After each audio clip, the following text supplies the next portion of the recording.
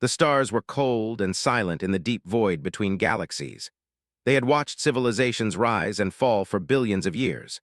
They had seen empires stretch across thousands of light years, only to crumble into dust and memory. And now, they watched as a massive fleet of warships moved through the darkness toward a small blue planet called Earth. Fleet Commander Thane stood perfectly still on the command bridge of his flagship, the Crimson Blade. His tall, reptilian body was covered in dark green scales that shifted color slightly when light touched them.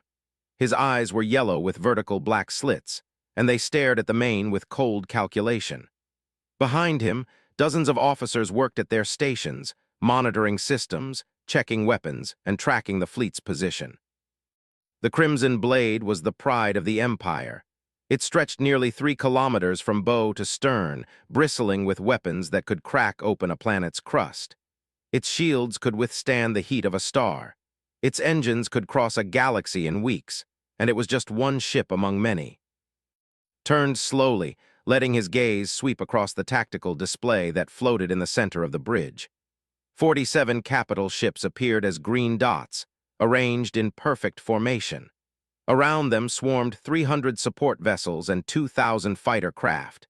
It was the largest invasion fleet the Empire had assembled in 300 years. "Status report," said. His voice was deep and carried the natural hiss of his species. His second-in-command, a battle-scarred veteran named, stepped forward. A long scar ran down the left side of his face, a reminder of campaigns on a dozen conquered worlds. "All ships report battle readiness, Fleet Commander. Weapons are charged. Shields are at full power. The fleet awaits your order." Nodded slowly, and our target gestured toward the image shifted, zooming in on a small blue and green world that hung in the blackness of space. White clouds swirled across its surface.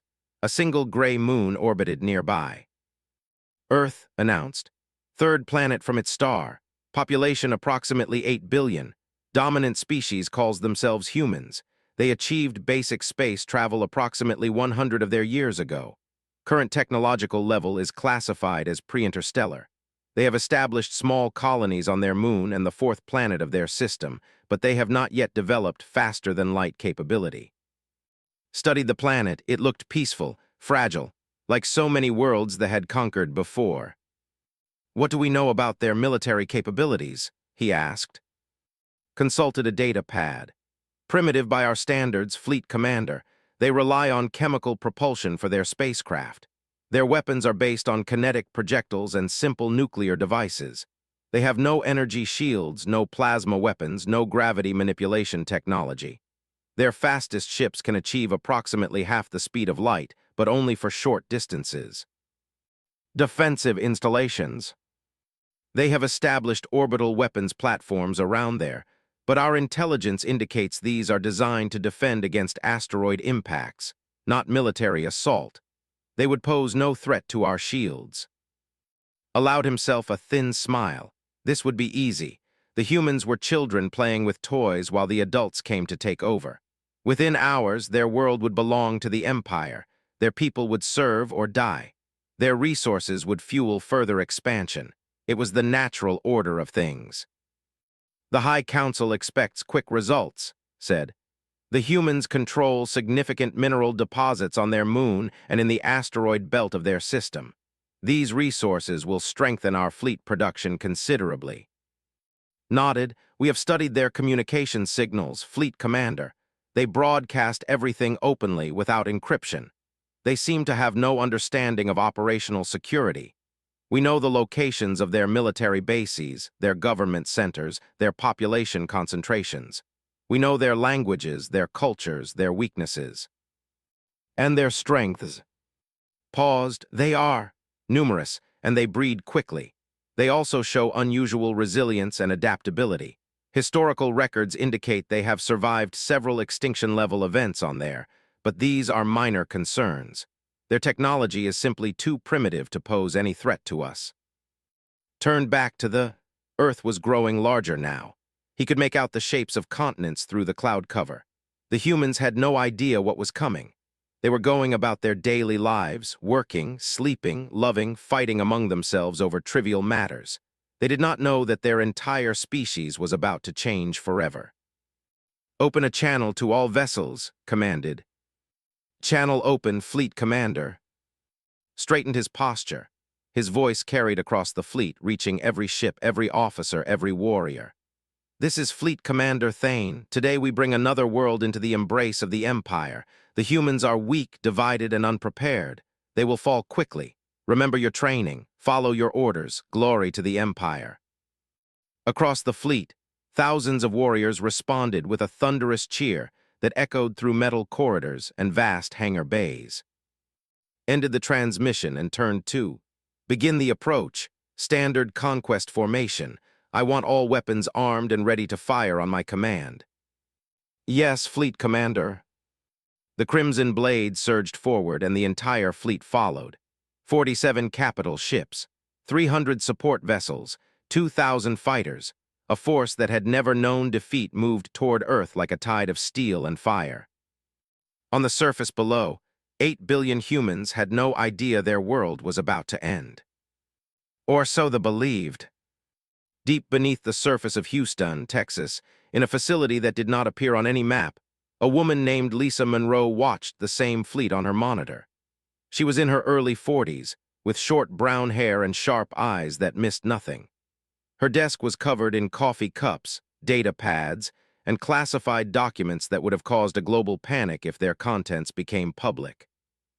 The room around her was filled with sophisticated equipment that hummed with quiet power. Dozens of technicians worked at various stations, monitoring systems that tracked everything from deep space to the bottom of the ocean. The walls were lined with screens showing data feeds from satellites, observatories, and installations spread across the solar system. Lisa had been waiting for this moment her entire career. Her father had waited before her, and his father before him. 3 generations of her family had dedicated their lives to preparing for the day when something would come from the stars with hostile intent. That day had finally arrived. She picked up a phone that connected to exactly one person in the world.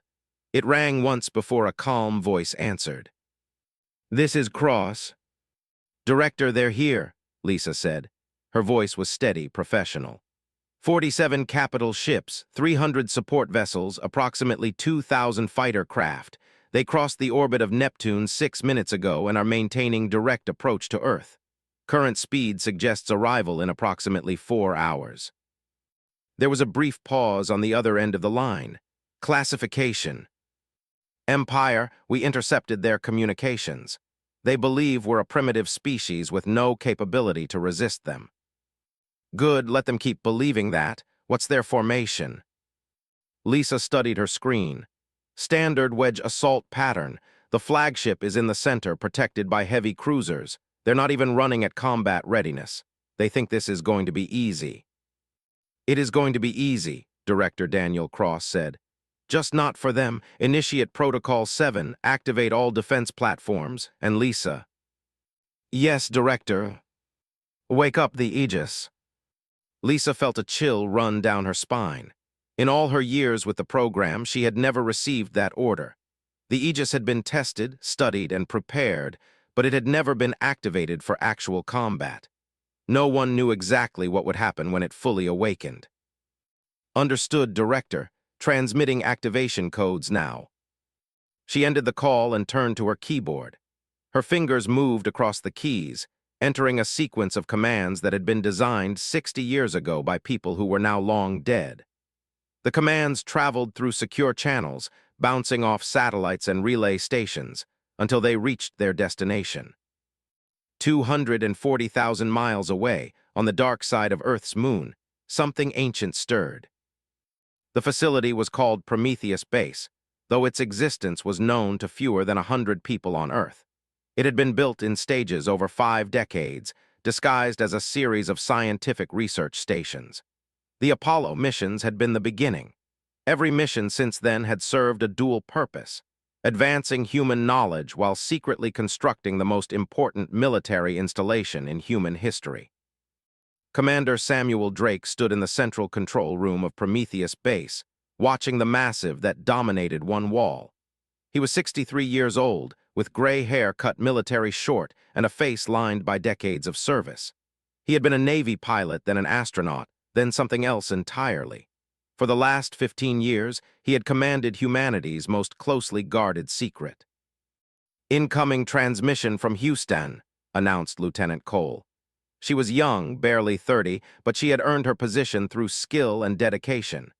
Her station monitored communications across the solar system. "Put it through," Drake ordered. The screen flickered and Director Cross's face appeared. He looked tired but alert. "Commander Drake, the time has come." Drake nodded slowly. He had known this day would arrive eventually. He had trained for it, prepared for it, dreamed about it, and had nightmares about it. And now it was here.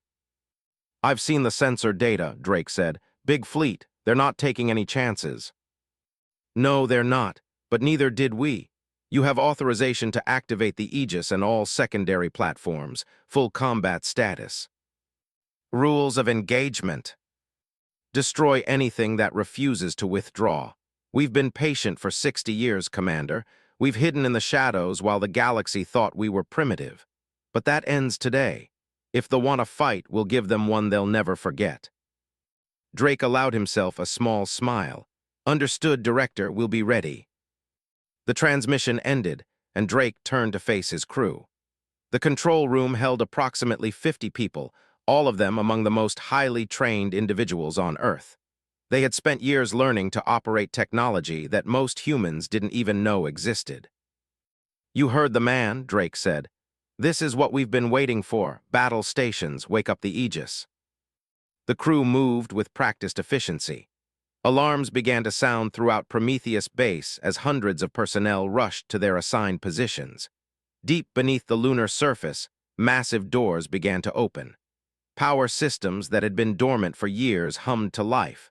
And in the heart of the base, in a chamber larger than a football stadium, something very old began to wake up. The Aegis was not a human ship. It had never been a human ship. It had been waiting on the moon for 200 million years before the first humans climbed down from the trees. Its creators were long dead, victims of a war that had raged across galaxies when Earth was still a molten ball of rock. But the ship itself remained, patient and eternal, waiting for someone to find it. The Apollo 11 astronauts had found it first, and Buzz Aldrin had walked on the moon's surface, planted a flag, and collected rocks for the cameras. But they had also entered a cave that the public never saw, followed a tunnel that shouldn't have existed, and discovered a chamber that changed everything. The ship had spoken to them, not in words, but in images, emotions, and knowledge that flowed directly into their minds. It had been waiting, it told them, waiting for a species with the potential to inherit the legacy of its creators. It had watched humanity evolve from simple primates to a civilization capable of reaching the stars, and it had decided that humans were worthy. And Aldrin had reported their discovery to NASA, which reported it to the president, which reported it to a very small group of people who understood what it meant. From that moment on, everything changed. The space program became a cover for something much larger. Every satellite, every probe, every mission had a secret purpose. And deep beneath the moon's surface, humanity began to learn. The Aegis was not just a ship. It was a library, a factory, and a weapon all in one. Its database contained the knowledge of a civilization that had existed for millions of years before its destruction. Its manufacturing systems could build almost anything, given the right raw materials, and its weapons were beyond anything the or any other empire in the galaxy had ever imagined. But the Aegis was just the beginning. Scattered throughout the solar system were 312 other vessels, smaller but still impossibly advanced. They had been hidden in asteroids, buried under ice, concealed in the clouds of gas giants. The original creators had built them as a defensive network, designed to protect their most important colony world. When that world died, the ships remained, waiting for new masters. Humanity had found them all, and humanity had spent 60 years learning how to use them. In the vast chamber beneath Prometheus Base, the Aegis opened its eyes. The ship was 400 kilometers long, a massive structure of black metal that seemed to absorb light rather than reflect it. Its surface shifted and flowed like smoke frozen in time, patterns that hurt the eyes to look at for too long. It had been dormant, conserving power, waiting for the command to awaken. Now it rose from its cradle, massive engines igniting with a deep hum that shook the entire base. The chamber doors opened wider, revealing the star-filled void of space. And the Aegis moved forward, climbing out of the moon's shadow like a god rising from sleep. Commander Drake watched from the control room as the ship emerged. Even after 15 years of working with it, the sight still took his breath away. It was beautiful in a terrible way, like a hurricane or a volcanic eruption. It was power made manifest, death made elegant. "The Aegis is airborne," announced Lieutenant Cole. "All systems nominal. The ship reports combat readiness." "And the secondary platforms?" Drake asked. Cole checked her displays. 312 vessels reporting in. All are powered up and awaiting orders. Grid formation is established. We have complete coverage of the inner solar system. Drake nodded. The trap was set. Now they just had to wait for the prey to walk into it. He moved to a communications console and opened a channel. "Aegis, this is Commander Drake. Can you hear me?" The response came not through speakers, but directly into his mind. A voice that was neither male nor female, neither old nor young. A voice that carried the weight of eons. "I hear you, Commander. It has been a long time since I was called to battle." 200 million years, give or take," Drake replied.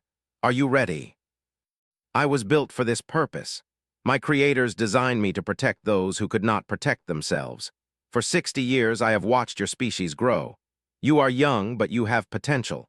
Today we will show the galaxy what that potential means." Drake felt a surge of pride mixed with something like fear. The Aegis was on their side, but it was not human. It thought on timescales that humans could barely comprehend. Its morality, its goals, its ultimate purposes were alien in ways that made them look like close cousins. But it had chosen humanity, and today that choice would be tested. "The enemy fleet will arrive in approximately 4 hours," Drake said. "What do you recommend?" "Patience, let them come. Let them see your world and believe it is weak. When they are fully committed to their attack, we will reveal ourselves. The psychological impact will be as important as the military victory. They must understand that Earth is not a target. It is a trap." Drake smiled grimly. "I like the way you think. I have had 200 million years to refine my strategies, Commander. Now, let us prepare to welcome our guests." Back on the Crimson Blade, Fleet Commander Thane was reviewing the latest sensor data with growing satisfaction. The human world grew larger on his with each passing minute. He could see the lights of their cities glittering on the dark side of the planet. So many souls, so many potential slaves. "Any response to our approach?" he asked. Shook his head. "Nothing significant, Fleet Commander. Their orbital platforms have powered up their weapons, but as expected, they are designed for asteroid defense. Our shields will handle them easily. We have also detected increased communications traffic, but it is all unencrypted. They are panicking." "As they should," said. "Any military response?" "Their space forces are minimal. A few dozen patrol vessels, mostly scientific craft with retrofitted weapons. They are gathering in defensive formation around their orbital stations, but they pose no tactical threat." Nodded, this was proceeding exactly as planned. The humans were reacting like any primitive species would, with confusion, fear, and hopeless gestures of defiance. They probably couldn't even comprehend the scale of the force arrayed against them. "What about the moon?" he asked. "Any activity there?" His sensor officer checked her displays. She was young for her position, but brilliant with technology. Her scales were a lighter green than most, marking her as coming from the northern continents of the moon shows minimal activity, Fleet Commander. We detect several small installations, but power signatures are consistent with scientific research facilities. Nothing military." "Are you certain?" Hesitated. "There is some interference from the far side of the moon. Our sensors are having difficulty penetrating the rock, but I see no indication of weapons or military vessels." Considered this. The interference was probably natural. Moons often had unusual mineral compositions that could disrupt sensor readings.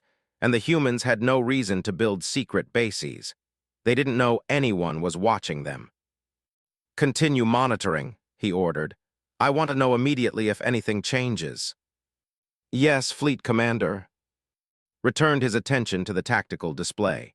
In 3 hours, his fleet would reach optimal firing position.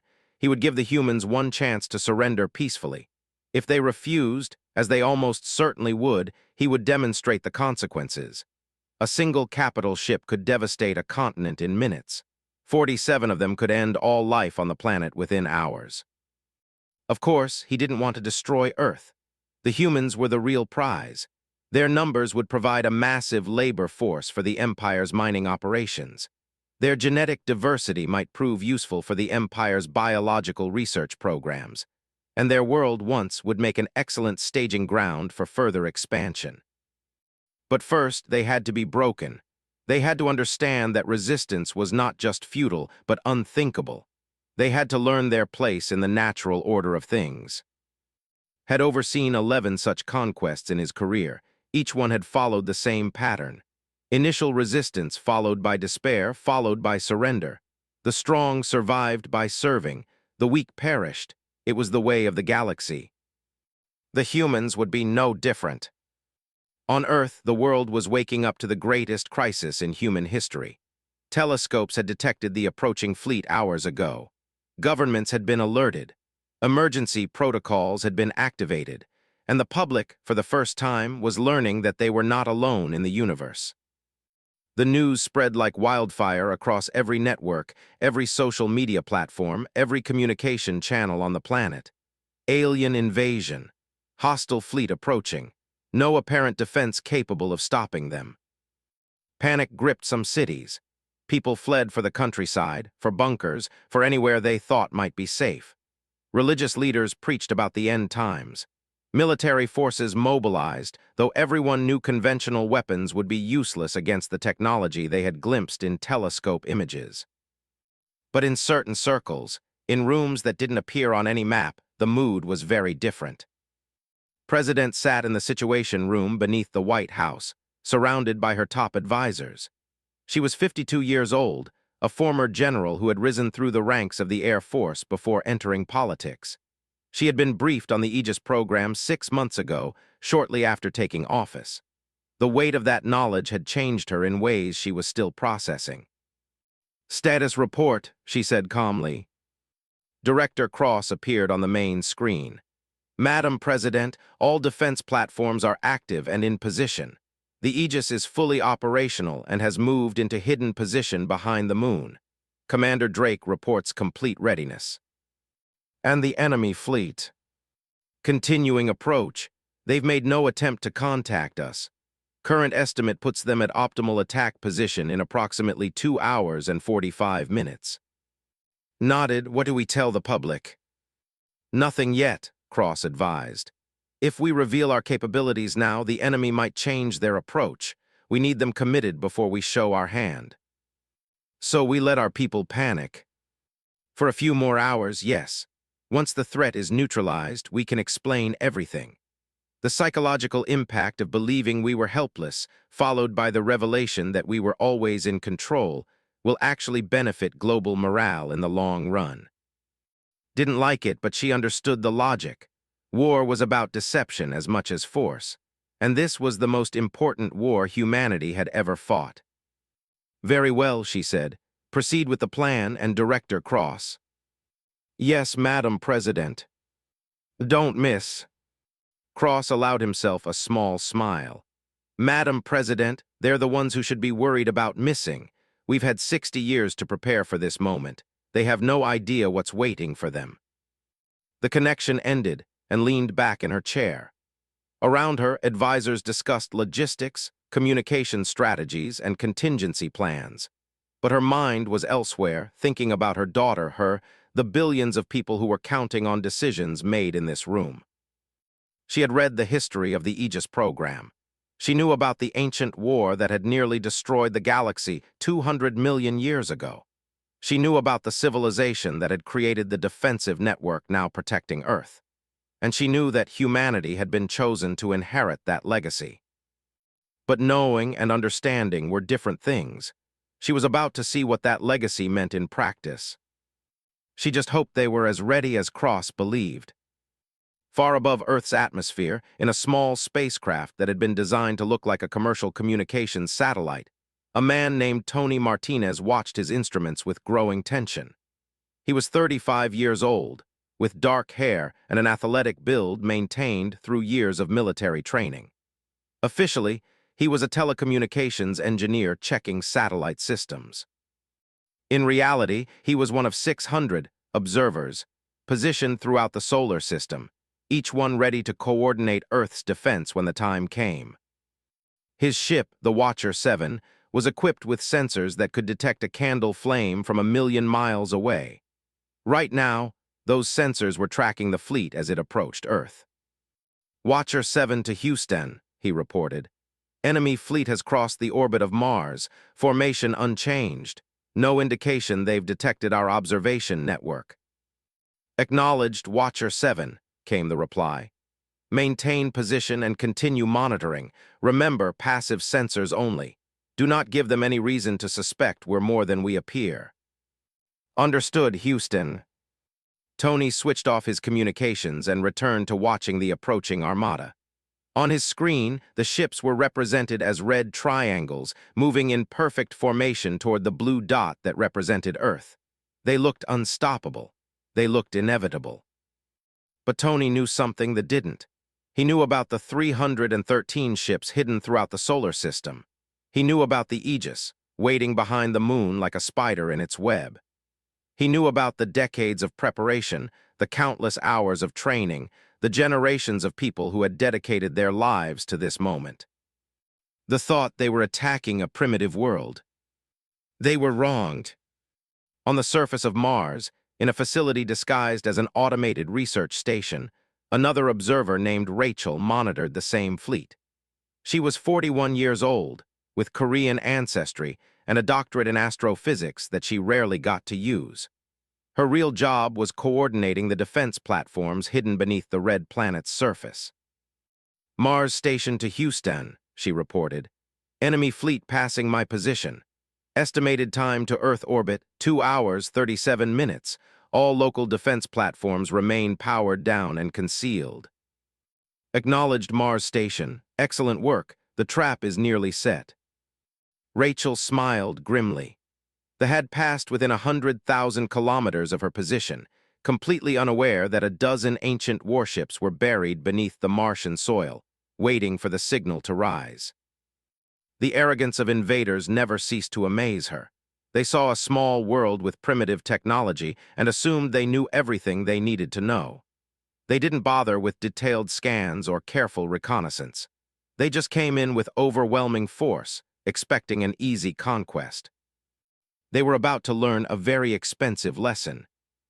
In the asteroid belt, aboard a ship hidden inside a hollowed-out rock called Ceres Station, Commander Young coordinated the outer defense perimeter. He was 54 years old, a veteran of 3 decades in the space program. His ship, the Guardian 1, was one of the ancient vessels humanity had discovered and learned to operate. It was small compared to the Aegis, only about 2 kilometers in length, but it carried weapons that could crack a planet's crust. All outer platform commanders report status, he ordered. One by one, the reports came in. 27 ships hidden in the asteroid belt, 18 concealed in the moons of Jupiter, 12 buried under the ice of Europa, 9 drifting in the rings of Saturn. The defensive network extended throughout the solar system, invisible to any sensor that didn't know exactly where to look. All platforms report ready, Commander Young, announced his second-in-command, a woman named Bell. We have complete coverage. When those ships enter the kill zone, they won't know what hit them. Young nodded. Remember, we don't fire until the Aegis gives the signal. Commander Drake has overall tactical command. Our job is to make sure nothing escapes. Understood, sir, but permission to speak freely. Granted. Hesitated. I know we've trained for this, but I'm still having trouble believing it's really happening. 60 years of secrecy, and now we're actually going to fight. Young smiled. I know the feeling. When I was recruited into the program 23 years ago, I thought I'd spend my whole career running drills and maintenance checks. Never thought I'd actually see combat. Are you scared? Terrified, Young admitted, but also proud. We're about to show the galaxy what humanity can do. We're about to prove that choosing us was the right decision. Nodded slowly. The original builders, do you ever wonder why they chose Earth? Out of all the worlds in the galaxy, why us? I've wondered every day since I learned the truth. The Aegis says it's because we have potential, because we're adaptable, creative, and stubborn, because we don't give up even when we should. That sounds like us all right. Today, we prove the Aegis right. Today, we show everyone that humanity is not prey. We are not victims. We are the inheritors of a legacy that spans millions of years, and we will defend our home. Straightened in her chair, yes, sir. Young turned back to his displays. The fleet was getting closer. In less than 2 hours, the battle would begin, and the galaxy would never be the same. On the Crimson Blade, Fleet Commander Thane was making final preparations for the conquest. His officers moved efficiently around the bridge, checking systems, and confirming readiness. Everything was proceeding according to plan.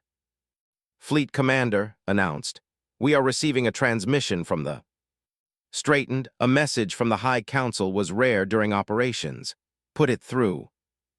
The flickered and the image of High Counselor appeared. He was old for his scales faded to a dull gray, but his eyes were still sharp. He had led the Empire through 3 major wars and countless conquests. His word was law. Fleet Commander said, "I trust the operation is proceeding smoothly." Yes, High Counselor, we are less than 2 hours from Earth. The humans have shown no significant resistance. Victory is assured. Excellent, the Council is pleased with your progress. However, I must remind you of the importance of this mission. The humans control significant resources that will fuel our expansion for centuries. We need those resources intact. I understand, High Counselor. We will use minimal force necessary to achieve surrender. See that you do, and... Yes, High Counselor. Do not underestimate the humans. They may be primitive, but our intelligence suggests they are unusually resilient. They have survived disasters that would have exterminated lesser species. They adapt quickly to new challenges. Be thorough. Bowed his head respectfully. Your wisdom guides us, High Counselor. I will not fail. The transmission ended and turned to face his bridge crew. Was watching him with concern. The High Counselor seems worried, observed quietly. The High Counselor is always worried, replied. It is what makes him a good leader, but there is nothing for us to fear here. The humans have no ships capable of threatening us. They have no weapons that can penetrate our shields. They are simply outmatched. Nodded, but something in his expression suggested doubt. Still, we should perhaps conduct more detailed scans of the system. There are energy readings I don't fully understand, particularly from the outer planets. Energy readings. Background radiation, mostly. It's probably natural, but some of the patterns seem irregular. Considered this, was experienced and cautious. If he had concerns, they were worth addressing. Very well, increase sensor sensitivity. If there's anything unusual out there, I want to know about it. Yes, Fleet Commander. Returned his attention to Earth. The planet filled half his now, beautiful and blue and utterly defenseless. In less than 2 hours, it would belong to the Empire, and Fleet Commander Thane would go down in history as one of the greatest conquerors of his generation. He allowed himself to feel satisfaction. Pride, even. His family had served the Empire for 10 generations, but none had achieved what he was about to achieve. Bringing a new intelligent species under Imperial control was the highest honor a warrior could earn. His scales rippled with pleasure at the thought. Behind Earth's moon, hidden in the shadow where no sensor could reach, the Aegis waited. Its vast bulk drifted in the darkness, systems humming with ancient power. Commander Drake stood on the bridge, watching the tactical display that showed the approaching enemy fleet. The bridge of the Aegis was unlike anything human engineers had designed. The walls seemed to flow into the ceiling and floor, creating a seamless space that pulsed with soft light. Control stations grew from the floor like organic growths, responding to thought as much as touch.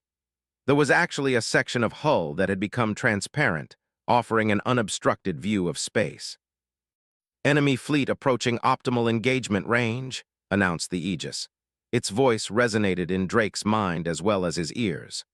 "All secondary platforms report ready, awaiting your order, Commander."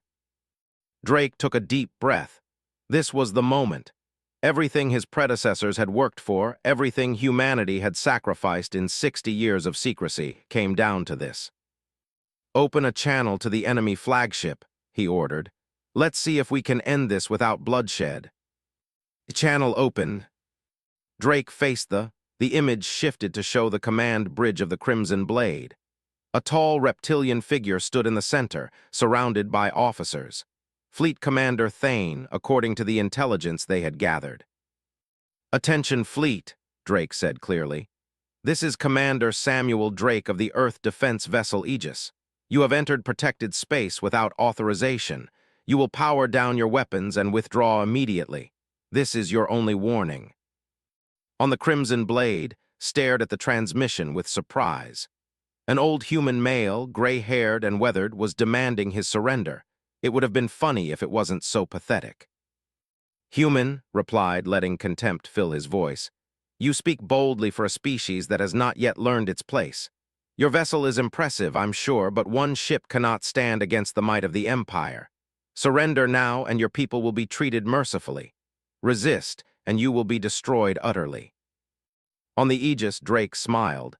"I wasn't finished, Fleet Commander. You misunderstand the situation." He nodded to Lieutenant Cole. Across the solar system, 312 ancient warships suddenly came alive. Power systems that had been dormant for decades ignited with blinding intensity. Shields activated, weapons charged, and each ship broadcast its presence to every sensor within range. In the asteroid belt, massive vessels rose from hiding places inside rocks that had concealed them for 60 years. Around Jupiter, ships emerged from the clouds where they had waited in silence. From the moons of Saturn, from the ice of Europa, from 100 hidden positions throughout the solar system, the defensive network revealed itself. And behind the moon, the Aegis moved forward, emerging from shadow into the light of the sun. Watched his tactical display transform in seconds. Where there had been empty space, there were now 313 hostile contacts. They surrounded his fleet in a perfect sphere, cutting off every escape route. And in the center, emerging from behind the moon, came something that made his blood run cold. "By the ancestors," whispered, "what is that?" The Aegis filled the 400 kilometers of black metal and ancient power, radiating energy signatures that the sensors couldn't even classify. It was larger than anything they had ever built, larger than anything they had ever imagined. It looked less like a ship and more like a piece of the universe itself, given form and purpose. Drake's voice came through the channel again, calm and even. "We found a fleet, Fleet Commander, and we've spent 60 years learning how to use it. I suggest you reconsider your position." Couldn't speak. His mind was trying to process what he was seeing, but it refused to accept the evidence of his sensors. This was impossible. The humans were primitive. They had barely achieved space travel. They couldn't possibly have access to technology like this. "Fleet Commander," said, her voice shaking. "I'm reading weapon signatures from the enemy vessels. They're unlike anything in our database. I can't even estimate their destructive potential." Found his voice. "This is impossible. Where did you get these ships?" "They were waiting for us," Drake replied. "They've been waiting for 200 million years. Their original creators are long gone, but their legacy lives on, in us." "You expect me to believe you found an ancient fleet and just learned how to use it?" "I don't expect you to believe anything, Fleet Commander. I expect you to make a choice. Withdraw your forces and return to your or discover firsthand what these weapons can do. You have 1 minute to decide." Grabbed arm. "Fleet Commander, we have to retreat. We can't fight this. We don't even understand what we're facing." Shook off his grip. His mind was racing, trying to find some explanation, some weakness, some way to salvage the situation. The humans were bluffing. They had to be. These ships might look impressive, but they were probably non-functional relics kept intact just for show. "You're bluffing," he said. "Those ships are ancient, they can't possibly still work." Drake's expression didn't change. 30 seconds, Fleet Commander. Turned to his officers. "All ships, battle formation, target the largest enemy vessel. If we destroy their flagship, the rest may fall back." His eyes widened. "Fleet Commander, I strongly advise against this course of action. We have no intelligence on enemy capabilities. We should retreat and return with reinforcements." "I will not retreat from primitives," snarled. "All ships fire on my command." 47 capital ships turned their weapons toward the Aegis. 300 support vessels added their firepower. 2,000 fighters launched from their bays, forming attack wings. The fleet prepared to unleash enough destructive power to crack a planet in half. On the Aegis, Commander Drake watched the enemy fleet maneuver. He had hoped they would see reason. He had hoped to avoid bloodshed. But they were too arrogant, too convinced of their own superiority, too proud to accept that they had been outmatched. "They're powering weapons," Lieutenant Cole announced. "All enemy ships are targeting us." Drake sighed. "Very well, all platforms weapons free, fire at will." The Aegis spoke directly into his mind. "Commander, shall I demonstrate what we are capable of?" "Be my guest." For the first time in 200 million years, the Aegis prepared for battle. Deep within its massive structure, systems that had been sleeping since before the dinosaurs walked the Earth came fully alive. Power surged through conduits that human engineers had studied for decades without fully understanding. Weapons that operated on principles beyond current human science charged to full capacity. And then the Aegis fired. There was no visible beam, no flash of light, no obvious projectile. Instead, reality itself seemed to ripple, like the surface of a pond disturbed by a stone. The ripples expanded outward from the Aegis, moving faster than light, passing through space as if it wasn't there. The cruiser on the fleet's left flank simply ceased to exist. One moment it was there, a kilometer-long warship bristling with weapons. The next moment there was nothing. No explosion, no debris, no wreckage, just empty space where a ship had been. Then another cruiser vanished, and another, and another. On the Crimson Blade watched his fleet die. Ships were disappearing faster than he could track, erased from existence by a weapon he couldn't even see. His tactical display was chaos, red markers blinking out one by one. "Fleet Commander," shouted, "we've lost 15 capital ships in 10 seconds. We have to retreat."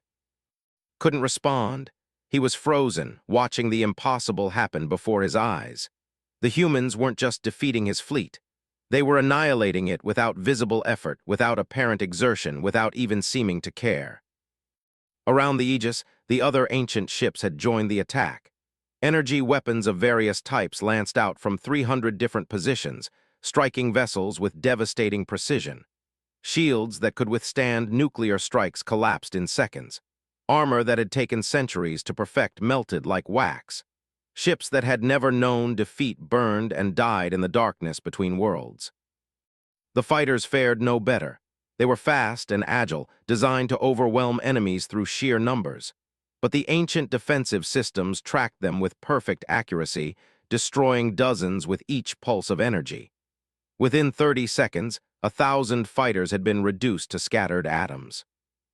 Lieutenant Cole watched the battle unfold on her displays. She had trained for this moment her entire adult life, but the reality was beyond anything she had imagined. The fleet, which had seemed so overwhelming just minutes ago, was being dismantled like a child's toy. "Enemy losses at 60% and climbing," she announced. "They're attempting to retreat, but our outer platforms have cut off their escape routes." Commander Drake nodded grimly. "Signal all remaining enemy ships. Offer them one final chance to surrender." Cole opened a channel. "Attention remaining vessels, your fleet has been defeated. Power down your weapons and prepare to be boarded. This is your final warning." On the Crimson Blade, heard the message through the ringing in his ears. His bridge was in chaos. Damage reports flooded in from every system. Half his officers were dead, killed when an energy pulse had struck too close to the hull. lay on the floor, badly wounded but still alive. They had lost. In less than 60 seconds, the mightiest fleet the Empire had assembled in 3 centuries had been reduced to scrap metal and floating debris. And the humans, the primitive humans, had barely seemed to try. "Fleet Commander," said weakly.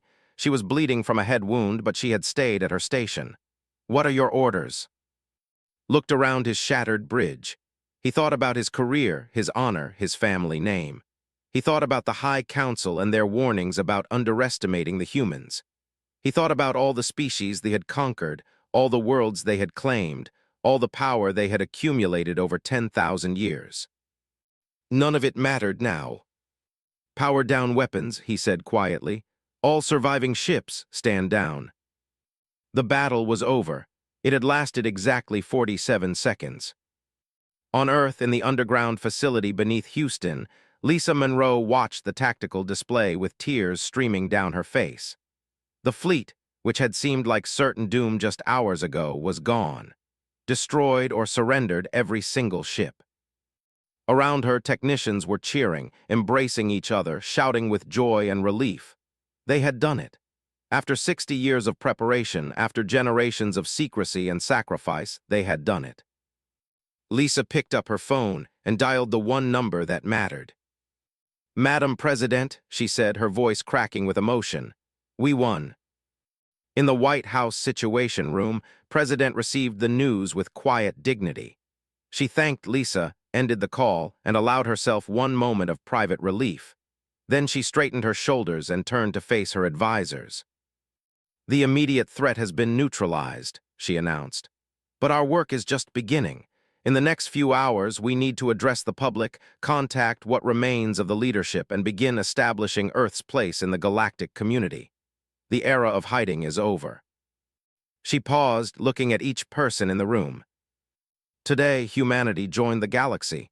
Let's make sure we do it right." In a small town in Kansas, retired Air Force veteran George Palmer sat on his porch, watching the sky. His granddaughter sat beside him, pointing at the distant flashes of light that had appeared and then faded. "Grandpa, what was that?" she asked. George smiled and put his arm around her. He had helped dig the Aegis out of the lunar surface 50 years ago. He had been there when it first spoke to humanity, when it promised to protect them if they proved worthy of its legacy. He had kept the secret for half a century, never telling anyone except his fellow program members. Now the secret was out, and humanity had proven itself worthy. "That was just a reminder, sweetheart," he said softly. "A reminder that some doors shouldn't be knocked on." "What do you mean?" George looked up at the stars. Somewhere out there, an ancient ship was standing guard over his world. Somewhere out there, the survivors of an arrogant fleet were learning what it meant to underestimate humanity. Somewhere out there, an empire that had never known defeat was about to discover fear. "I mean that the universe is full of wonders and dangers," he said. "And today, someone learned that Earth isn't as helpless as it looks." Frowned, not quite understanding. But she would learn. Everyone would learn. The age of isolation was over. Humanity was about to take its place among the stars. And they would never hide again. In orbit around Earth, Commander Drake stood on the bridge of the Aegis, surveying the aftermath of battle. Debris floated where ships had been. Emergency beacons blinked from containing survivors.